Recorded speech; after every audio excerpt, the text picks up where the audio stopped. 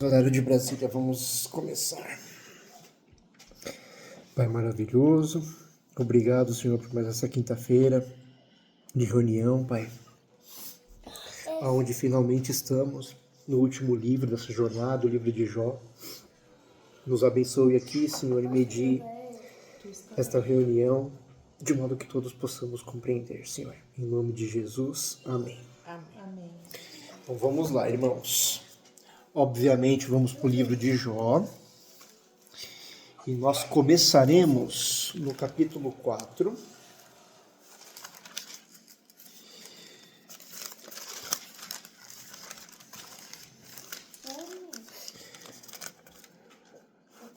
Vamos partir do 2 ao 8, mas antes de começar, vou fazer uma menção rápida aqui do livro de Jó.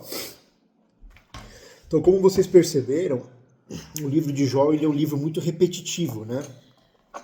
Nós vamos ter Jó falando, depois os amigos o criticando. Mas eu percebo também que esse é o livro, se vocês prestarem atenção, principalmente na parte poética, é um dos livros que descrevem melhor os feitos do Senhor e o caráter e os atributos de Deus, né? Tanto os amigos quanto Jó, eles trabalham os atributos do Senhor e os seus feitos de uma maneira muito, muito aprofundada. Então, quando ficar repetitivo, tenta se atentar a como os amigos de como Jó engrandecem e descrevem o Senhor. Vai dar certo. Então vamos começar aqui no 4, do 2 ao 8. Sem tentarmos falar-te,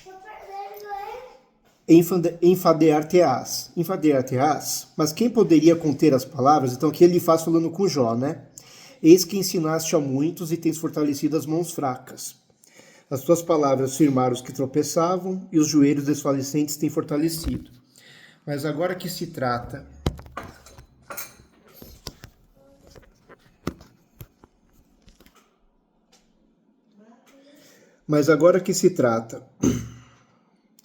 onde que eu estava aqui? Mas agora que se trata de ti, te enfadas.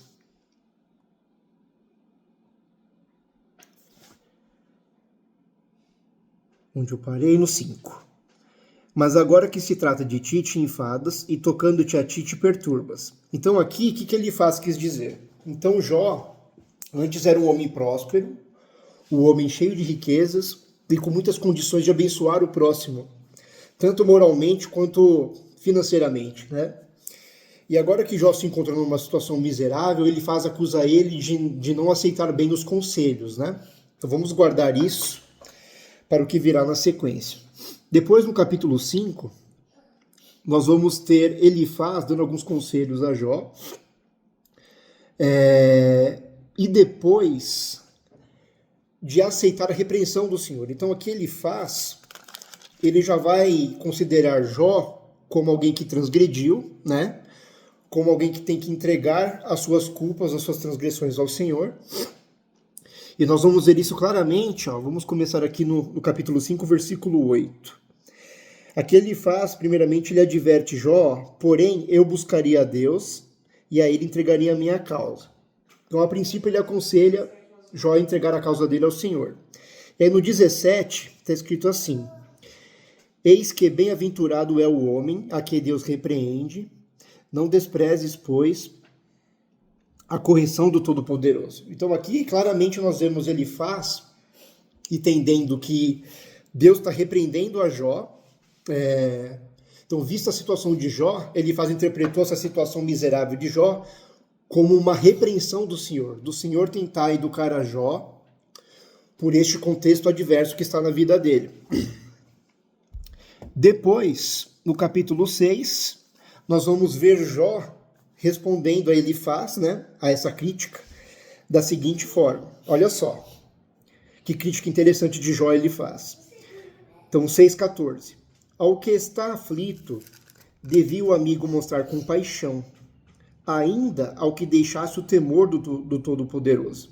Então aqui, Jó jogando na cara que Elifaz não estava ali sendo amigo, né? Porque Jó, falando, ainda que eu estivesse em pecado, que eu estivesse errado, tudo bem você me censurar, mas depois viesse com palavras de acolhimento, de refrigério, de tentar me tirar desse abismo emocional, né? Já que no resto já estava perdido. Só que ele estava mostrando apenas uma face acusadora contra Jó. Ele não estava mostrando um aspecto importante no amigo, que é a consolação. É importante, sim, um amigo despertar o outro para, às vezes, uma má conduta, por alguma eventual transgressão. Mas, primeiro, ele não tinha testemunhado nenhum mau proceder de Jó. Ele estava especulando que Jó tinha feito algo de errado, baseado na situação adversa de Jó. Mas Elifaz não tinha evidências do que ele estava acusando a Jó, né? Então, primeiro, ele estava acusando Jó falsamente, sem ter provas e evidências de impiedades de Jó. E segundo, ainda que Jó tivesse transgredido, ele não entrou com conselhos, com consolação, com refrigério também. Então, Jó estava lançando na face de Elifaz que ele não estava sendo um bom amigo para com ele. E não estava sendo mesmo, né, pelo que vemos aqui. Depois, no versículo 30 ainda, do capítulo 6, Jó diz assim: há porventura iniquidade na minha língua? Ou não poderia o meu paladar distinguir coisas iníquas? Então aqui, Jó faz uma pergunta retórica, no sentido de que ele tem discernimento suficiente para saber se ele pecou ou não, deliberadamente contra o Senhor. Então ele estava ali, dizendo Elifaz, eu tenho discernimento suficiente para saber o que é justiça, o que é pecado. Depois, no capítulo 7, Jó, ele dá meio que uma recaída, entre aspas, se realmente ele está em justiça ou não, né? Ele começa a duvidar de si mesmo, né? Então, no 7, do 20 a 21, diz assim: se pequei, que te farei, ó guarda dos homens? Por que fizeste de mim um alvo para ti, para que em mim mesmo me seja pesado? E por que não perdoas a minha transgressão e não tiras a minha iniquidade? Porque agora me deitarei no pó e de madrugada me buscarás e não existirei mais. Então aqui Jó já começa a duvidar de si mesmo. Então não é possível que eu não tenha pecado de alguma forma contra ti, vista a minha situação. Então aquele argumento de Elifaz, ele começa a se questionar se não é verdadeiro, vista a condição dele. Porque Jó, se examinando-se a si mesmo, ele não encontrou nada que justificasse esse quadro adverso. Mas, havendo esse quadro adverso, ele falou, se tiver alguma coisa, Senhor, me perdoa de alguma forma, faça alguma coisa em relação a isso. Depois, no capítulo 8, do 1 ao 7, é a vez de Bildade, o outro amigo, acusar a Jó. Então aqui, diz assim no 8, a partir do 1.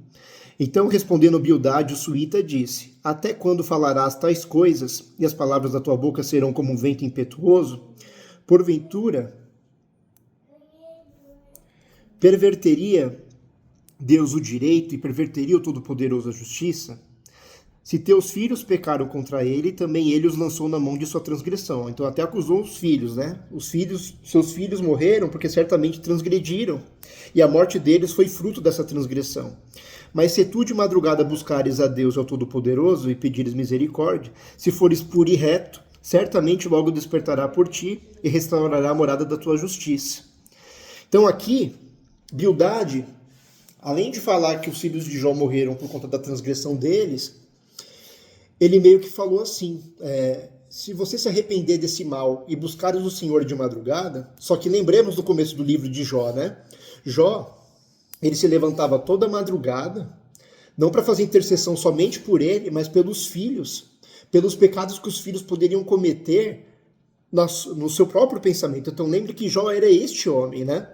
Então Bildade também, não sabendo de como era a vida íntima de Jó com Deus, acusou a Jó de algo, acusou e exortou que Jó fizesse algo que Jó já fazia, numa medida muito superior a que Bildade pedia para Jó fazer. Então, mas um amigo aqui que não está exortando, aconselhando e repreendendo de acordo com evidências, mas do que crê.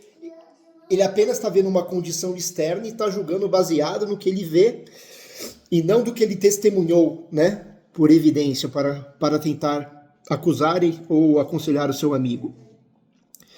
Depois, no capítulo 9, 33, Jó reconhece o óbvio aqui, ó. Então vamos para o 9:33, onde Jó reconhece algo interessante, porque aqui Jó, de certa forma,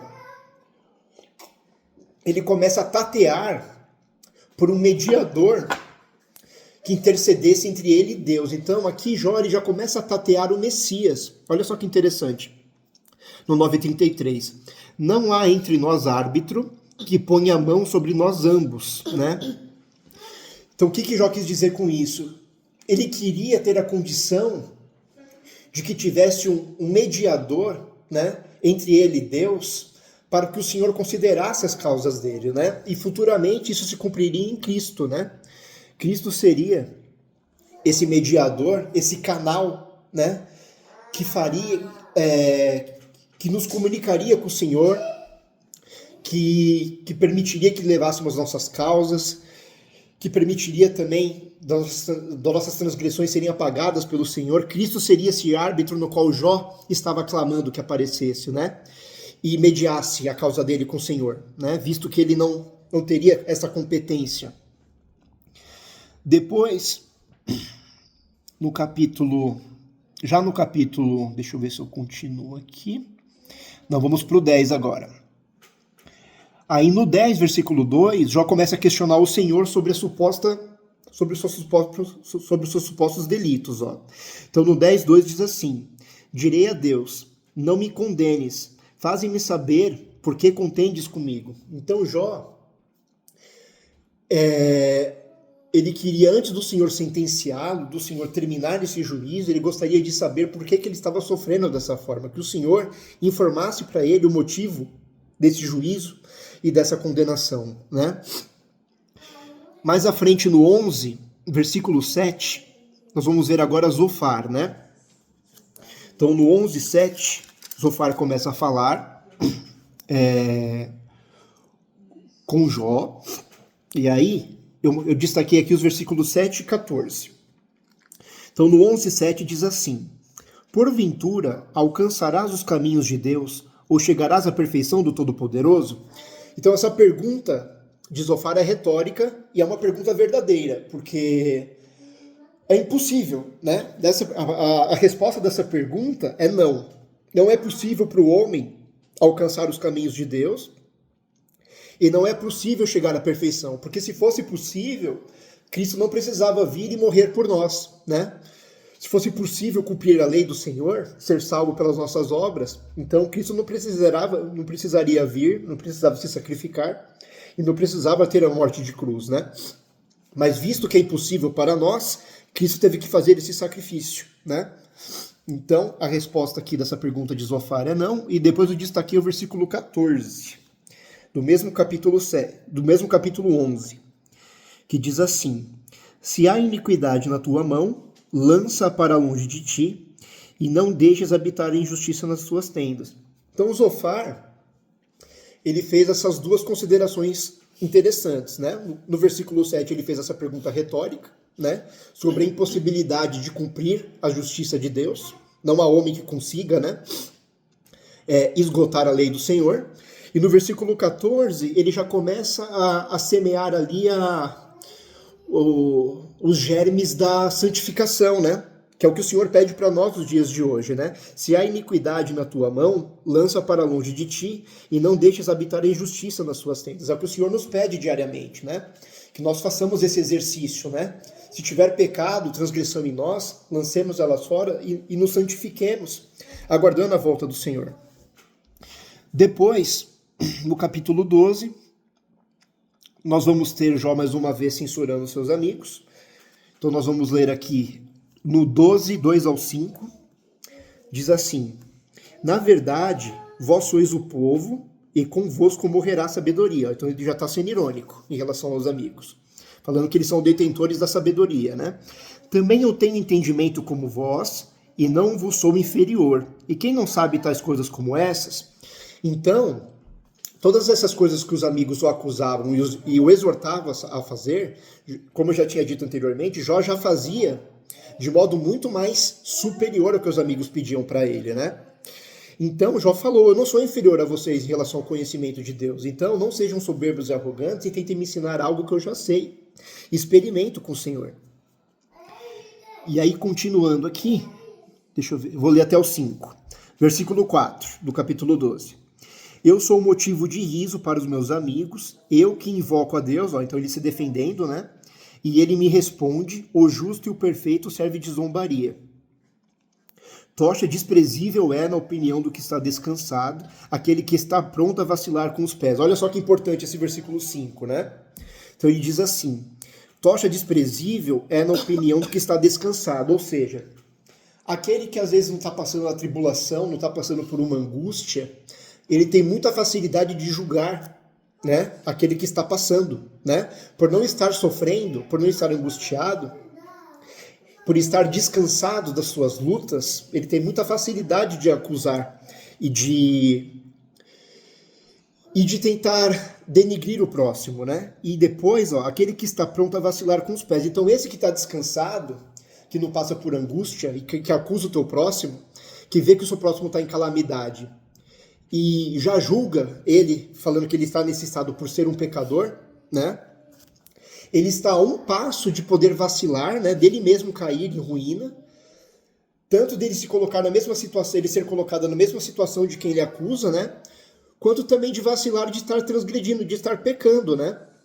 De ele não saber por que aquela pessoa está naquela situação e já julgá-la precipitadamente, né? O que Cristo falava, né? Não julgueis para não serem julgados, né? Na medida que julgares o teu próximo, sereis julgados. Então os amigos de Jó, ao julgarem ele como ímpio, como transgressor da lei do Senhor, sendo que ele não estava sendo punido por isso, mas por outro motivo, pelo Senhor, eles estavam se colocando, né, em serem julgados e medidos numa medida ainda superior à que eles estavam medindo. Então, para você ver como as instruções de Cristo se aplicavam a esses amigos aqui, né? Depois, nós vamos para o capítulo 13,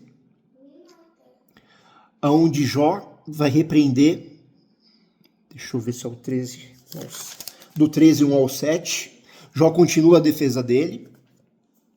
Então diz assim, eis que tudo isto viram os meus olhos, e os meus ouvidos ouviram e entenderam. Como vós o sabeis, também eu o sei, não vos sou inferior. Então aqui Jó falando mais uma vez, que não possui inferioridade em relação aos amigos, em relação ao conhecimento do Senhor. Mas eu falarei ao Todo-Poderoso e quero defender-me perante Deus. Então aqui Jó começa a fazer a sua defesa. Como ele estivesse num tribunal diante do Senhor, e ele apontando a sua causa, defendendo a sua causa. Vós, porém, sois inventores de mentiras, e vós todos médicos que não valem nada. Então, mentem porque eles não sabem do relacionamento, né? De mim, Jó, com Deus. E são médicos que não valem nada. Vocês que deveriam estar me curando com palavras, com conselhos e com palavras de refrigério, estão sendo inúteis. Então, enquanto médicos, vocês não estão valendo nada, estão sendo inúteis. Quem dera que vós calasseis de todo, pois isso seria a vossa sabedoria. Ou seja, se estivessem calados, teriam mais sabedoria do que tem nesse estado atual. Ouve agora a minha defesa e escutai os argumentos dos meus lábios. Porventura, por Deus falareis perversidade e por ele falarei mentiras? Então, o que os amigos de Jó estavam fazendo era muito grave. Porque além de acusá-lo falsamente, eles estavam fazendo isso em nome de Deus, ainda por cima, né? Que foi o que Jó falou aqui no versículo 7, né? Porventura, por Deus falareis perversidade e por ele falarei mentiras? Então eles estavam agravando ainda mais o pecado a supostamente falarem em nome de Deus, de censurarem ele em nome de Deus. Depois, no 14, Jó expõe o aspecto efêmero da humanidade, como que o homem ele é frágil e como a vida dele desaparece rapidamente. Ó. Olha que palavras interessantes aqui do 14, do 7 ao 10. Diz assim, porque há esperança para a árvore, e olha só essa metáfora, ele vai comparar a gente com uma árvore, né? Porque há esperança para a árvore que, se for cortada, ainda se renovará e não cessarão os seus renovos. Porque parte da árvore, das sementes da árvore que caírem, podem entrar debaixo da terra e voltar a criar uma nova árvore, né? Aí, versículo 8. Sem envelhecer na terra a sua raiz e o seu tronco morrer no pó, Ao cheiro das águas brotará e dará ramos como uma planta. Então, uma árvore, mesmo se ela perder a vida, ela tem o poder em Deus de voltar por si própria, pela capacidade que Deus deu à árvore. Agora, olha o homem no 10, ó. Porém, morto o homem é consumido. Sim, rendendo o homem o espírito, então, onde está ele? Então, aqui Jó falando, né, de como o homem, a vida do homem realmente, ela pode sumir, desaparecer a qualquer momento, e você não tem uma segunda oportunidade, né? Vamos lembrar da parábola, por exemplo, do rico e do Lázaro, né? O rico, ele morreu, ele não teve uma segunda oportunidade para voltar, né? Ele conheceu o inferno, né? E ele quis voltar e não era mais possível. Então, esse aspecto efêmero é algo para a gente ficar de olho, para não tardar para despertar para as coisas do Senhor, porque nós não sabemos. A vida do homem, hoje ela está aqui, amanhã ela vai embora, e diferente da árvore, ela não pode voltar a ter vida novamente em si mesma. Então é meio que uma advertência de Jó, né, ao apontar a efemeridade da vida humana. Depois do versículo 15, no capítulo 15, vou fazer só um resumo porque é grande, ele reafirma o suposto caráter ímpio de Jó, então ele ainda insiste que Jó está passando por isso por ser ímpio, né, por ter pecado gravemente contra o Senhor. Depois no 16, Jó mais uma vez repreende os amigos, então 16 do 1 ao 5, diz assim: Então respondeu Jó dizendo, tenho ouvido muitas coisas como estas, todos vós sois consoladores molestos. Olha só. Então consoladores que ao invés de me refrigerar a alma, me molestam, me agridem. Porventura não terão fim essas palavras de vento? Ou o que te irrita para assim responderes? Então, por que vocês estão tão incomodados para me fazerem tão mal? Falaria eu também como vós falais, se a vossa alma estivesse em lugar da minha alma? Então, Jó está pedindo um pouco de compaixão. Se eu estivesse no lugar de vocês e vocês em calamidade, vocês acham que eu trataria vocês dessa forma? O que Jó está falando no versículo 4. Ou amontoaria palavras contra vós e zombaria contra vós a minha cabeça, zombaria de vocês com a minha cabeça? Antes vos fortaleceria com a minha boca, e a consolação dos meus lábios abrandaria a vossa dor. Olha só.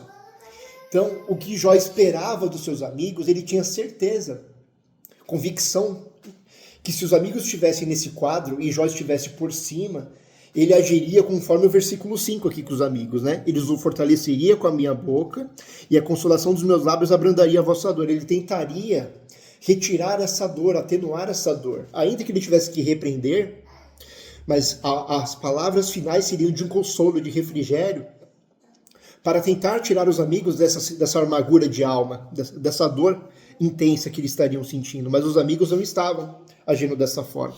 Então Jó, ele estava tentando fazê-los sentirem compaixão, tentar inverter os papéis, né?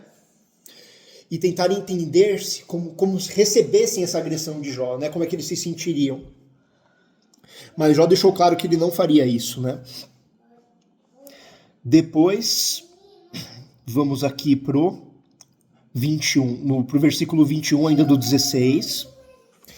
Mais uma vez aqui Jó pedindo Cristo, ó, 16, 21. Se alguém pudesse contender com Deus pelo homem, como o homem pelo seu próximo. Olha só, mais uma vez ele pedindo esse Messias, né, que intercedesse, né? Se alguém pudesse contender com Deus pelo homem, como o homem pelo seu próximo. Porque, por exemplo, se eu presencio uma briga do Theo e da Dessa, e percebo às vezes que o Theo foi mal criado com a Dessa, eu posso interceder pela Dessa em relação ao Theo, para que o Theo peça desculpa para a Dessa, né?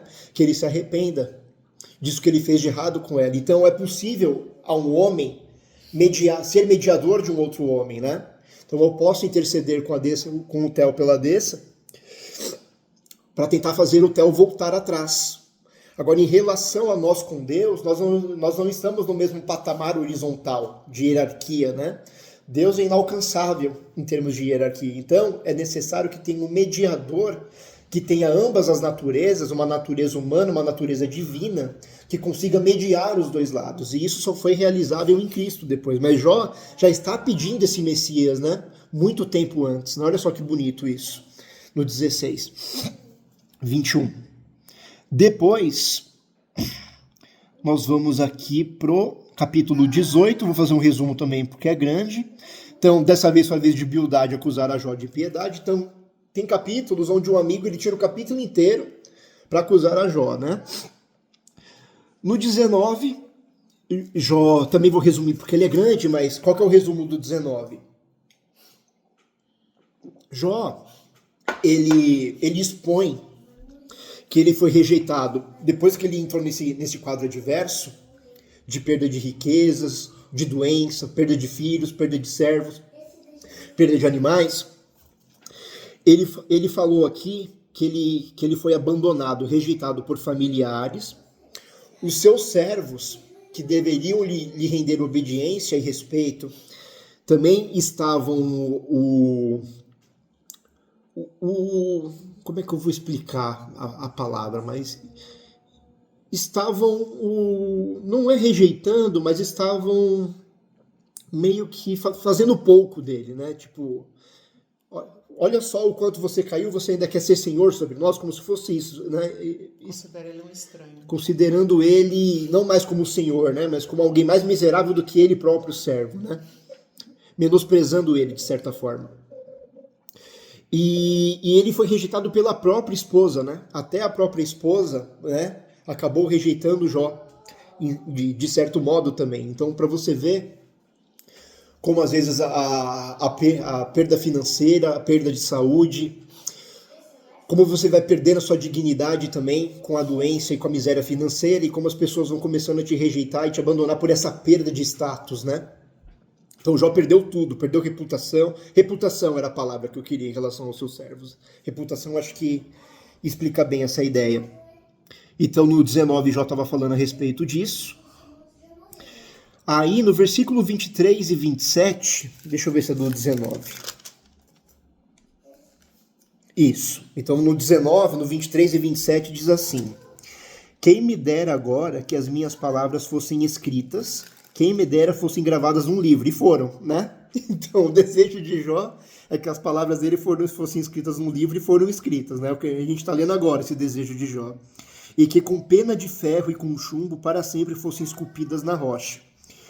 Porque, olha só, depois de passar por tudo isso, é o que ele fala no 25. Porque eu sei que o meu Redentor vive e que por fim se levantará sobre a terra. Então ele tinha esperança que no fim ele apareceria, o Redentor dele. Mesmo nesse quadro de calamidade. E depois de consumida a minha pele, contudo ainda em minha carne verei a Deus. Olha só a fé desse homem. Vê-lo-ei por mim mesmo, e os meus olhos e não outros o contemplarão. E por isso as minhas entranhas se consomem no meu interior. Olha só. Depois de passar todo esse quadro de calamidade, ainda havia essa fagulha de fé, de ver o seu Redentor ainda, vir ao seu encontro. Depois, nós vamos já no 21 também vou fazer um resumo porque é muito grande, né? No 21, Jó, ele defende que é uma coisa que a gente é uma constatação dos dias de hoje também. Ele defende que o ímpio nem sempre ele vai gozar de uma vida miserável, mas muitas vezes o ímpio ele vai ser próspero. O ímpio ele vai ser bem-sucedido, o ímpio ele vai prosperar. Então o que Jó quis dizer com isso? Porque os amigos, eles tomaram a situação miserável de Jó, né? E baseado na consequência, né, da vida miserável de Jó, eles atribuíram que a causa dessa vida miserável foi o pecado de Jó. Mas Jó, ele deixa claro, e nós testemunhamos isso nos dias de hoje, né? Quantos políticos nós sabemos que são ímpios, que são perversos, que são desonestos e estão em posição de poder, de prosperidade, de riqueza, de tranquilidade, dormindo numa cama confortável, com muitos servos, com muitos empregados e com muito dinheiro, né? Nós vemos isso nos nossos dias de modo muito abrangente, né? Então, é o que eu já estava tentando falar para os amigos. Então, uma vida miserável não necessariamente vai apontar a vida de um pecador. Porque o ímpio, né, muitas vezes ele vai ser próspero. Então, o argumento no qual vocês me acusam é um argumento falacioso, né? Ele não tem correspondência na realidade. Só vocês olharem ao seu redor que vocês vão ver ímpios prósperos. E aí? Vocês vão dizer que eles estão seguindo o caminho do Senhor? Não. Então aqui é um argumento de defesa de Jó que é muito verdadeiro, e nós corroboramos nos nossos dias que isso é verdadeiro, né? Aí no capítulo 22, ele faz volta a acusar a Jó e exorta ao arrependimento, mais do mesmo. No capítulo 23, aqui, Jó, ele vai se defender e alegando como ele tem certeza de que ele segue os caminhos do Senhor. Ó. Então nós vamos para o 23 agora, do 2 ao 13. 23, do 2 ao 13 diz assim: Ainda hoje a minha queixa está em amargura, e minha mão pesa sobre o meu gemido. Ah, se eu soubesse onde poderia achar, então me acharia o seu tribunal. Olha só. Então ele anseia em achar esse tribunal do Senhor, exporia ante ele a minha causa, e a minha boca encheria de argumentos. Saberia as palavras com ele, me responderia, e entenderia que me dissesse. Porventura, segundo a grandeza de seu poder, contenderia comigo? Não. Ele antes me atenderia. Ali o reto pleitearia com ele, e eu me livraria para sempre do meu juiz. Eis que se me adianto, ali não está, e se torno para trás, não o percebo. Então aqui Jó está procurando esse juiz para levar as causas, mas ele não o encontra, né? No 9. Se opera à esquerda, não o vejo. Se se encobre à direita, não o diviso. Porém ele sabe o meu caminho. Provando-me ele, sairei como ouro. Olha só. Nas suas pisadas os meus pés se afirmaram. Guardei o seu caminho, olha só no 11. Guardei o seu caminho e não me desviei dele. Do preceito de seus lábios nunca me apartei, e as palavras da sua boca guardei mais do que a minha porção. Então aqui é Jó tendo certeza absoluta. Ele não nega que poderia ter praticado algum pecado involuntário, mas ele tinha certeza que nenhum pecado deliberado, intencional, ele tinha praticado. Ele tinha certeza que em relação aos pecados intencionais e premeditados, ele estava isento. Ele era santo nesse aspecto. Ele estava se guardando. Ele estava guardando as leis do Senhor nesse sentido. Depois, no 24, temos mais uma reafirmação da impunidade do ímpio. Então, no 24, Jó, ele pega aquele discurso do capítulo 19, né? Mais uma vez, ele vai reafirmar a impunidade do ímpio, né, como defesa sobre a condição de Jó. Ou seja, Jó vai apontar novamente ímpios, né, que não recebem a sua devida punição durante a sua jornada terrena, né? Ele passa isento, né? Como podemos pegar novamente a parábola do rico e do Lázaro, né? Quando ele foi lá falar com o pai Abraão, né, que estava com Lázaro no seu seio, Abraão falou para ele, né? Você gozou de prosperidade, você gozou de descanso, você comeu do melhor, se vestiu das melhores roupas, não sentiu frio, teve conforto, teve tudo nessa vida, mesmo sendo ímpio. Já Lázaro era santo, mas era miserável, né? Então, mais uma vez, Jó usando esse argumento, né? Tem muitos ímpios que não pagarão aqui, né? Mas pagarão na eternidade. Então isso não é evidência de quem pratica o bem ou o mal. A miserabilidade ou a prosperidade não indica o seu proceder em relação a Deus, né? Se você está sendo justo ou se você está sendo ímpio. Depois, no 25, Bildade, ele vai, assim como ele faz lá no passado, ele vai constatar a impossibilidade do homem se justificar a si mesmo, onde a gente já viu ele faz também falando. Então a impossibilidade do homem ser salvo pelas obras, né? Traduzindo. No capítulo 26, Jó enaltece a grandeza divina. Eu acho esse capítulo um dos mais bonitos de todos. Acho que eu vou ler ele a partir do versículo 5. É muito bonito isso daqui, o capítulo 26. Ele é um dos que eu recomendo vocês a tentarem enxergar como que Jó exalta os atos de Deus e como ele exalta os atributos de Deus, né? Então vamos ler o 26. Jó, porém, respondeu dizendo: como ajudaste aquele que não tinha força e sustentaste o braço que não tinha vigor? Então está falando aqui contra a Bildade, né? Como aconselhaste aquele que não tinha sabedoria e plenamente fizeste saber a causa, assim como era? A quem proferiste palavras e de quem é o Espírito que saiu de ti? Agora começa a parte bonita, olha só. Os mortos tremem debaixo das águas com seus moradores. O inferno está nu perante ele e não há coberta para a perdição. O norte estende sobre o vazio e suspende a terra sobre o nada. Prende as águas nas nuvens, olha só. Todavia a nuvem não se rasga debaixo delas. Encobre a face do seu trono e sobre ele estende a sua nuvem. Marcou um limite sobre a superfície das águas em redor, até os confins da luz e das trevas. Então ele separa águas de terra, luz de trevas. As colunas do céu tremem e se espantam da sua ameaça. Com a sua força fende o mar e com seu entendimento abate a soberba. Pelo seu espírito ornou os céus e sua mão formou a serpente enroscadiça.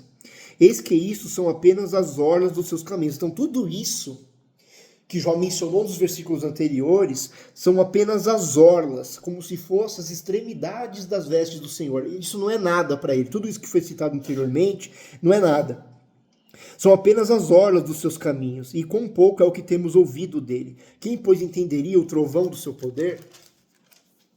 Então, olha só que lindo que ele fala do Senhor, né? Ele exalta grandes coisas do Senhor e fala que isso nada mais é do que uma orla, né? Como se fosse a extremidade de um tecido passando e raspando em algo. É isso tudo que ele mencionou de Deus. Mostrando a nossa impossibilidade de entender a grandeza do Senhor. Depois, no 27, Jó, ele demonstra que independente do que aconteça, ele vai manter a integridade dele até o fim. Então olha só do 27, do 1 ao 8, que bonito também. E prosseguindo Jó em seu discurso, disse: vive Deus, que desviou a minha causa, e o Todo-Poderoso que amargurou a minha alma. Que enquanto em mim houver alento e sopro de Deus nas minhas narinas, ou seja, enquanto eu estiver vivo, não falarão os meus lábios iniquidade, nem a minha língua pronunciará engano. Longe de mim que eu vos justifique, até que eu expire. Nunca apartarei de mim a minha integridade. A minha justiça me apegarei e não alargarei. Não me reprovará o meu coração em toda a minha vida. Seja como o ímpio meu inimigo e como o perverso que se levantar contra mim. Porque qual será a esperança do hipócrita, havendo sim do avaro, quando Deus lhe arrancar a sua alma, né? Então aqui é aquela pergunta também do Senhor Jesus, né? Quando ele pergunta, né? O que adianta o homem ganhar o seu mundo inteiro e perder a sua alma no final? É o que Jó está falando aqui, né? O que adianta, às vezes, eu fingir fazer o bem, né? Eu fingir ser um homem justo e quando eu sou perverso, se lá no fim alguém irá avaliar a minha alma, vai perceber este erro e me dará condenação eterna. Então, independente se estou enfermo, se estou me coçando com um caco de telha, se perdi os meus filhos, se minha esposa não me deseja mais, se estou miserável, abandonado pelos meus amigos, né? Perdi a reputação diante dos meus servos, diante de toda uma cidade. Tudo isso caiu sobre a minha cabeça, mas ainda assim reterei a minha integridade. Não me desviarei dos caminhos do Senhor, porque vai ter um dia que o Senhor irá avaliar a minha alma, e aí sim eu terei o meu galardão. Traduzindo, é isso. Que coisa linda, né? Como que Jó conseguia responder positivamente ao Senhor nesse quadro tão terrível. Depois, no 28... No capítulo 28, vamos para o 23 ao 28, onde nós lembramos muito do livro de Provérbios. Olha só como é o livro de Provérbios todinho, o 28 a partir do 23. Então, ó, Deus estende o seu caminho e ele sabe o seu lugar. Está falando que o Senhor estende o seu caminho e ele sabe o lugar da sabedoria, né? Porque ele vê as extremidades da terra e vê tudo que há debaixo dos céus. Quando deu peso ao vento e tomou a medida das águas. Isso eu acho extraordinário. Parece que ele pegou uma trena, né? E mediu tudo isso, né? Quando prescreveu leis para a chuva. Olha só olha que lindo isso daqui. E caminho para o relâmpago dos trovões. Isso é maravilhoso demais. Então a viu e relatou. Estabeleceu-a e também a esquadrinhou. Está falando da sabedoria. E disse ao homem: eis que o temor do Senhor é a sabedoria, e o apartar-se do mal é a inteligência. Então, lembrando para vocês mais uma vez que a essência do livro de Provérbios é justamente essa, né? A verdadeira sabedoria é o temor do Senhor e o apartar-se do mal é a inteligência. Então, aquilo que eu falei para vocês, se eu sei que aquela conduta pode vir a me fazer mal de alguma forma, eu vou para a conduta 100% certa que não me fará mal, né? Eu me desvio de uma pequena possibilidade de fazer a minha alma pecar e vou para um caminho onde não existe essa possibilidade, né, de pecado. Essa é a verdadeira sabedoria que o livro de Provérbios exaltou tanto, né? Já estamos terminando. Depois no capítulo 29, é de partir o coração também, mas ele é muito grande, só vou resumir. Mas fala da nostalgia de Jó, né? Porque um dia ele estava relembrando os tempos que ele era próspero, nos tempos que ele tinha os animais dele, que ele tinha os seus filhos, que ele tinha o calor de sua esposa, que ele tinha o respeito dos seus servos, o respeito da cidade, que ele conseguia também exercer o bem, conseguia ajudar os órfãos, ajudar as viúvas, ajudar os pobres, os necessitados, vestir o nu, alimentar o faminto. Então ele estava apontando essa saudade, né? Esse tempo nostálgico onde ele tinha todas essas coisas, né? Inclusive tinha os recursos para poder fazer o bem também. Até isso dele foi tirado, né? A capacidade de fazer o bem ao próximo, pelo menos financeiramente falando. E aí no capítulo 30, ele vai acordar, né? A situação atual traz ele de volta, né? Então, aí ele começa a olhar para o presente agora, né? E ver que tudo isso passou e que o quadro atual é de calamidade. E finalizando aqui, no 31, diz assim.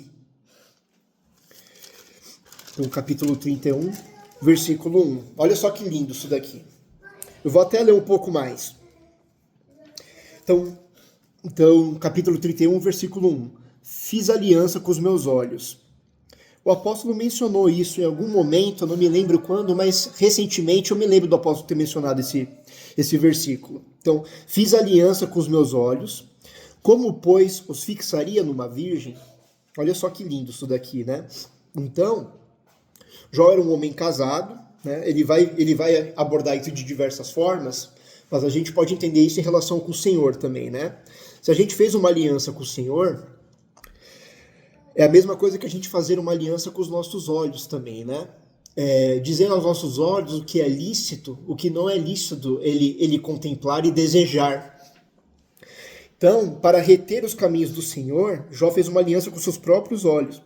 E aqui no caso, ele usou uma virgem como exemplo de uma suposta virgem que poderia desviar ele de sua esposa e levar ele ao adultério, né? Mas como ele fez essa aliança com os olhos deles não passavam por essa virgem, desviavam-se da virgem, e ele conseguia manter a sua integridade, a sua fidelidade à sua esposa. E aí, continuando no 2. Que porção teria eu do Deus lá de cima? Ou que herança do Todo-Poderoso desde as alturas? Então, se ele se deixasse levar por essa virgem, qual seria a recompensa que ele alcançaria do Todo-Poderoso se ele se entregasse ao adultério e à infidelidade com a sua própria esposa?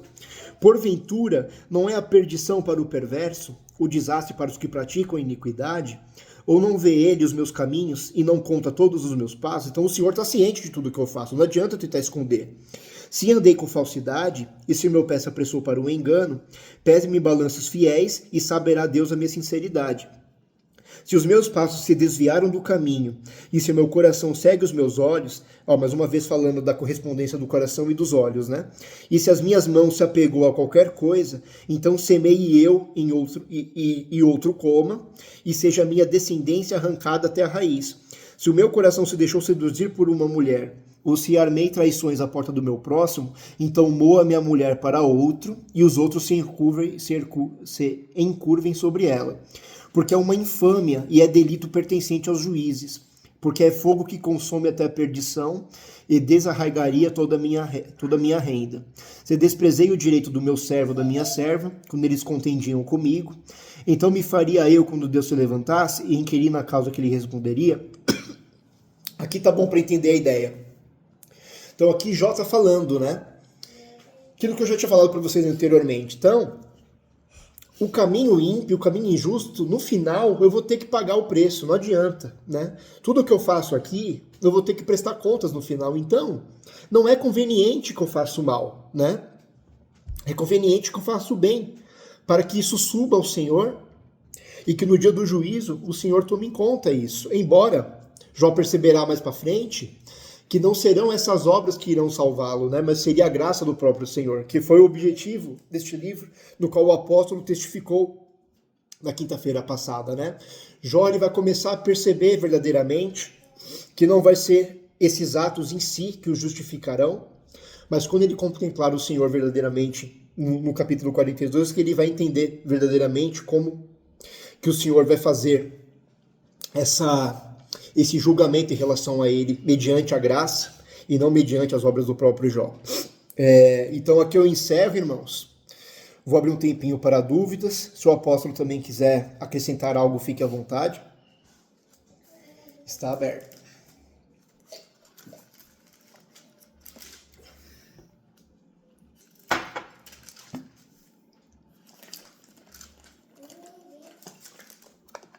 Então, vou encerrar. Pai maravilhoso, muito obrigado, Senhor, por esta quinta-feira, Pai, onde você nos ensinou muito nessa semana sobre o conceito de amizade, Senhor. O que um verdadeiro amigo deveria fazer a um outro, Senhor. Como amigo, é importante para um amigo saber repreender, tirar o seu amigo da má conduta, mas como é importante também o amigo não julgar o outro sem evidências, e como é importante também um amigo consolar, tentar tirar aquele amigo do abismo, do sofrimento, da angústia de espírito e de alma. Nos ensinaste também, Senhor, através não só de Jó, mas dos amigos dele, descrições de como os seus atos são maravilhosos e perfeitos, e também descrições dos seus atributos, da sua justiça, da tua fidelidade, do seu amor. Te agradecemos também por todo esse ensino aqui dado, Senhor, em relação também à não correspondência de pobreza ou riqueza com justiça e impiedade, Senhor. Às vezes podemos ter um justo miserável que está sofrendo, um justo muito enfermo, muito doente, com poucos recursos, com pouco dinheiro. E às vezes nós podemos ter um ímpio muito próspero, cheio de roupas, cheio de comida, cheio de empregados, cheio de prosperidade. Então, não há correspondência, né, de prosperidade material com caráter, Senhor. Isso foi um ensinamento importante também nesta leitura. E a parte mais importante também, nós veremos a consumação desse livro, mas a parte importante também nós veremos que tudo isso que Jó diz em relação a fazer aliança com os olhos, de não pecar, de se manter santo é importante, mas termos consciência de que nós não conseguiríamos preencher a medida que o Senhor espera de justiça em relação a nós, e que, portanto, é mediante a graça que nós seremos salvos por Ele, mediante o que o Senhor Jesus fez na cruz. Te agradecemos por todos esses ensinamentos de Jó. Eis que acabará logo este livro, Senhor, e semana que vem, com a Tua graça, se assim o Senhor permitir, entregaremos essa jornada para a Tua glória. Em nome de Jesus. Amém. Está encerrado, amados.